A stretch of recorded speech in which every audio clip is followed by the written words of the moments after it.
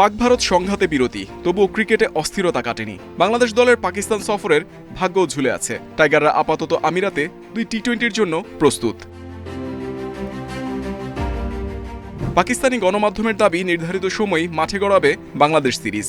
সেখানকার পরিস্থিতি নাকি স্বাভাবিক হয়ে এসেছে। বিসিবির মধ্যেও আলোচনা চলমান। বোর্ড সিদ্ধান্ত নিলে পাকিস্তান যাবেন লিটন শান্তরা। দেখেন, পাকিস্তানের বিষয়টা এখন টোটালি ম্যাক্সিমামই সবাই জানে যে কী কারণে পাকিস্তানের ক্রিকেটটা এখন অফ। যদি বিসিবি মনে করে আমরা ওখানে ক্রিকেট খেলতে যাওয়ার মতন সিচুয়েশন যদি থাকে, আমরা অবশ্যই খেলতে যাবো ওখানে। 2026 বিশ্বকাপ পর্যন্ত টি-20 নেতৃত্বে লিটন দাস পূর্ণ মেয়াদে দায়িত্ব পেয়ে জোর দিচ্ছেন দলীয় সমন্বয়। সতীর্থদের আত্মবিশ্বাস বাড়িয়ে ছোট ফরম্যাটে নতুন যুগের শুরু চান লিটন। আমার যে প্ল্যানিংগুলো ছিল হয়তো বা তাৎক্ষণিক সিরিজের জন্য ছিল, বা যেহেতু এখন লং টাইমের একটা সুযোগ এসেছে, তো প্রত্যেকটা ক্ষেত্রে আমার ফিউচার ওরিয়েন্টেড থাকবে। সো আমি জানি যে আমার এত দূর পর্যন্ত একটা টার্গেট আছে।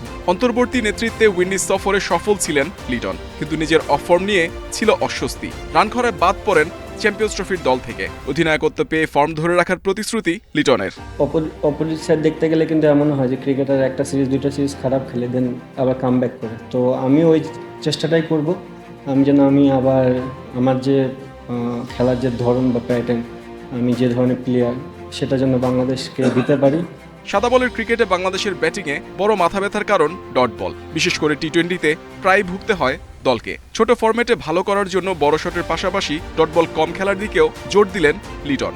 এটা একটা প্লাস পয়েন্ট যে আমরা অনেকদিন ধরেই স্কিল করতেছি। স্কিল মানে এই না যে খুব পাওয়ার হিটিংও চলছে, সাথে কীভাবে বিকজ টি-20 ফরম্যাটে আমরা সবাই জানি যে বড় শট খেলতে হয়। অ্যাট দ্য সেম টাইম যে যত ডট বল খেলতে পারে তাদের জন্য কিন্তু বেনিফিট। সো বোথ সাইডেই আমরা কাজ করতেছি। টি-20-র মতো ওয়ানডেতেও ভালো অবস্থায় নেই বাংলাদেশ। খারাপ সময় কাটিয়ে র্যাঙ্কিংয়ে আবারও উন্নতি আসবে বিশ্বাস লিটনের।